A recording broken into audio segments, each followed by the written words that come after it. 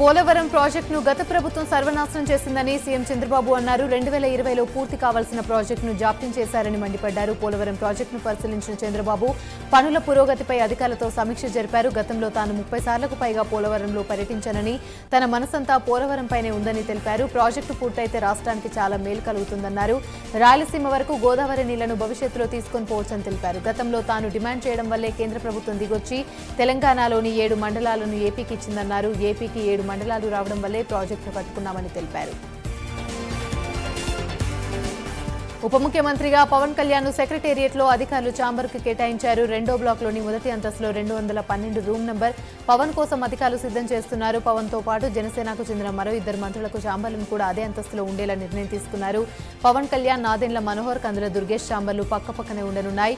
ఎల్లుండి తన ఛాంబర్లో పవన్ కళ్యాణ్ మంత్రిగా బాధ్యతలు స్వీకరించనున్నారు.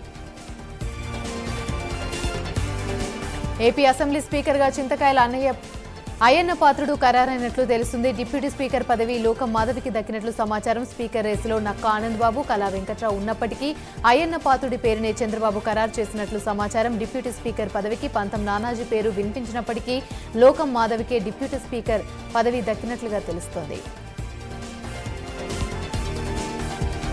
గత వైసీపీ ప్రభుత్వంలో కొంతమంది పోలీసులు వారి తొత్తులుగా వ్యవహరించారని, ఇప్పటికీ వారిలోని వైసీపీ రక్తం ప్రవహిస్తున్నట్లుగా వ్యవహరిస్తున్నారని ఏపీ హోంమంత్రి వంగలపూడి అనిత మండిపడ్డారు. సింహాచలం సింహాద్రి అప్పన్నను హోంమంత్రి వంగలపూడి అనిత దర్శించుకున్నారు. ఈ సందర్భంగా హోంమంత్రి ఆసక్తికర వ్యాఖ్యలు చేశారు.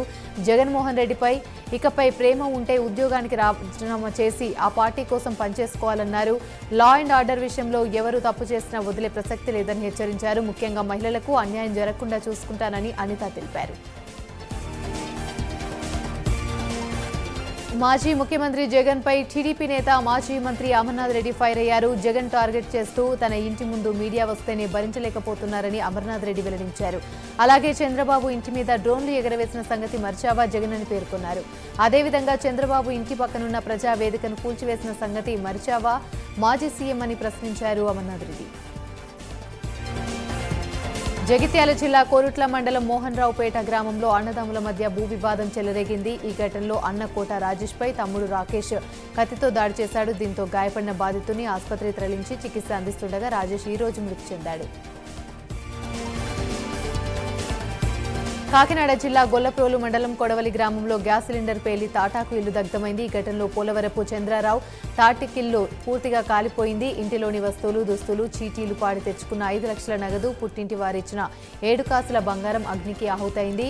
దీంతో కనీసం కట్టుకోవడానికి దుస్తులు కూడా లేకుండా పూర్తిగా కాలిపోయాయని భార్య లక్ష్మి బోరున వినిపిస్తున్నారు.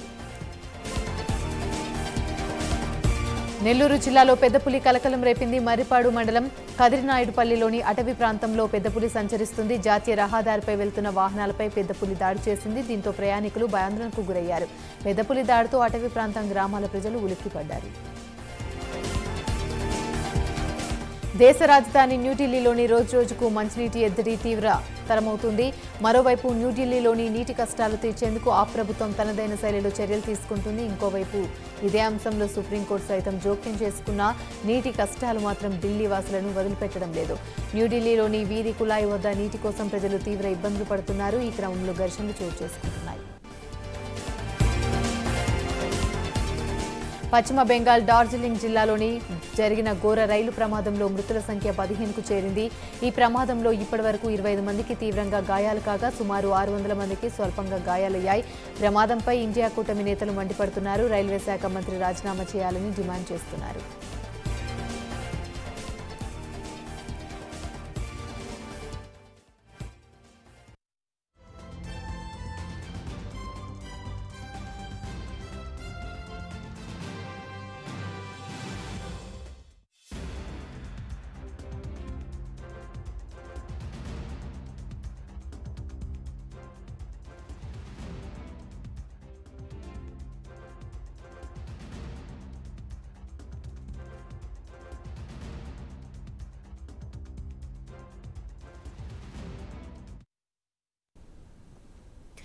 ఏపీ